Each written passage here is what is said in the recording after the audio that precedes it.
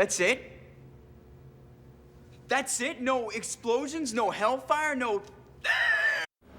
Funny you should say that, Mick, because at one time we did have explosions and hellfire.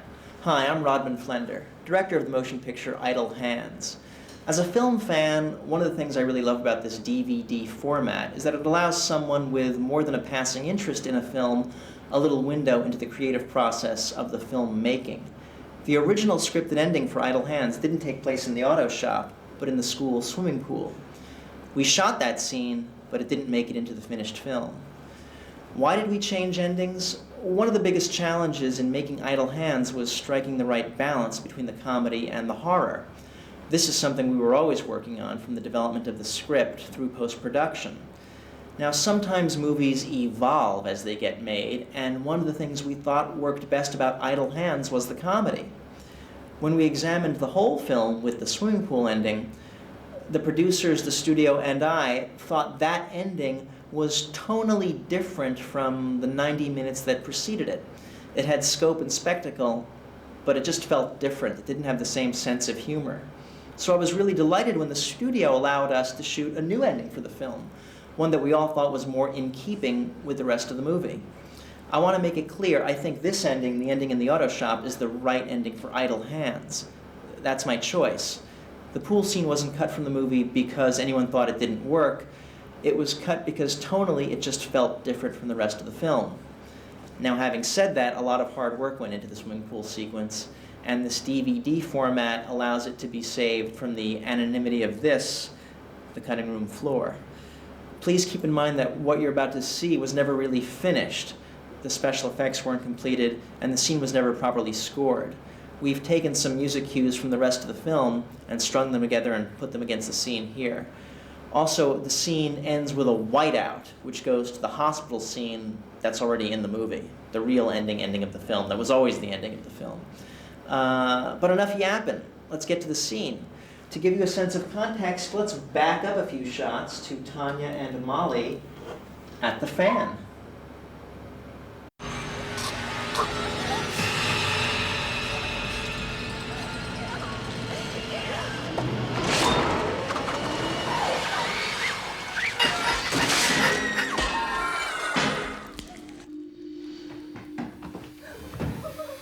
This was shot on our sound stages on Valencia, as was this shot, I believe. And this swimming pool was an abandoned Y in Pasadena. And there was another reference to Go Go Buffalo there on the wall, if you noticed. We shot a lot of stuff of people busting out of the gym. It was a lot of fun for me to shoot. It reminded me a little of The Blob, the Steve McQueen movie, where people bust out of the movie theater. That shot was another Chris Hart body removal shot, leaving his hand. This long crane shot is probably the most self-indulgent shot I've ever shot.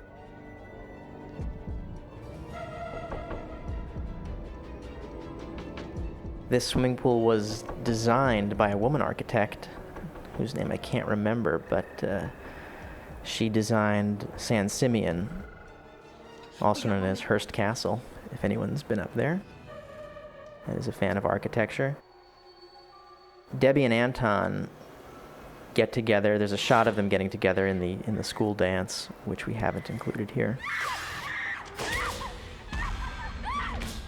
Now, Jessica's a great screamer. She's a fine actress and a wonderful horror film screamer. So good, in fact, that we, in the sound department, built a little library of her screams and used them for some of the other actors in the movie whose screams weren't as good. So when you hear some screams in the film earlier on, it's actually Jessica screaming. In reality, Jessica's hanging over a green screen at our sound stage, and VCE built a model of the pool bottom with a hellhole. The pool room falling apart, the walls cracking, tiles popping, all of that was inspired by the end of the movie Suspiria, which I mentioned earlier. When we found the location, this is how we found it. It was a mess. We shot this stuff first, and then shot the room looking clean and pristine later, after we had cleaned it up. It was such a mess. In fact, there was about 3 inches of pigeon droppings on every surface of this whole location. We had to wear masks and rubber booties on our shoes when we went into the location because it was so toxic. It was like going into a nuclear waste area or something with pigeon droppings. Those hands coming out of the wall were borrowed, inspired, stolen, take your pick, from Roman Polanski's Repulsion. Although I recently saw George Romero's Day of the Dead, again, first time I'd seen it since it came out, and he has a great shot of hands coming out of a wall as well at the beginning of the film. It was very hard to shoot. That was a fake wall we had put up at the location, and we had, I don't remember, 50, 70 people back there in a space that was about 1.5 feet deep. They were crammed literally on top of each other. It was a horrible condition. And they could barely hear the instructions we were giving them to stick their hands out of the wall or pull their hands back into the wall. It was grim. That shot of the hand scraping the board going backwards, that was a motion control shot. And what that means is the camera dolly is attached to a computer, and the computer remembers the camera move. And once we get a take we like, the computer repeats the camera move without the actor, without Chris Hart. And then we digitally remove him because we have the same camera move. Twice, the same thing twice, once with Chris Hart, once without it. There, when Anton stabbed the hand, it might have looked like Anton's left hand.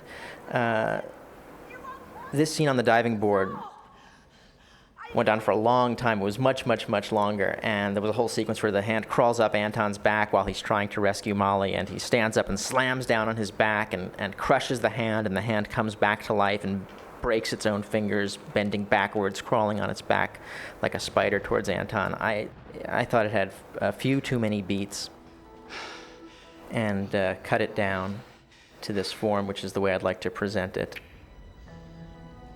Take me! Even though, as I said, it's not quite finished. There, Devin's on what's known as a descender. It's kind of like bungee jumping. There's a cable attached to his ankle, and he was yanked up away from camera, and then we processed it in reverse, so it looks like he's falling towards camera. These shots are all about 70% done, I'd say. As I said in my little speech at the Abbott editing deck, I just looked at that and I realized I think I kind of look like a hostage reading a prepared statement. I'm not an actor, so forgive my woodenness, but no one was holding a gun to my head when we shot that. The group here was shot against a green screen, the background plate at the location, and VCE later added the staircase, which they never finished. Stairway to Heaven? Mick says Stairway to Heaven, and in our temporary music mix of the film, we did put in Led Zeppelin's Stairway to Heaven. The middle instrumental guitar break as those stairs unfold. And we all really liked it, but Stairway to Heaven by Led Zeppelin is a song that's expensive to license. So we couldn't get it for this, but if you have it at home, throw it on. It's a good song. And then we go back to our hospital scene that you've already seen.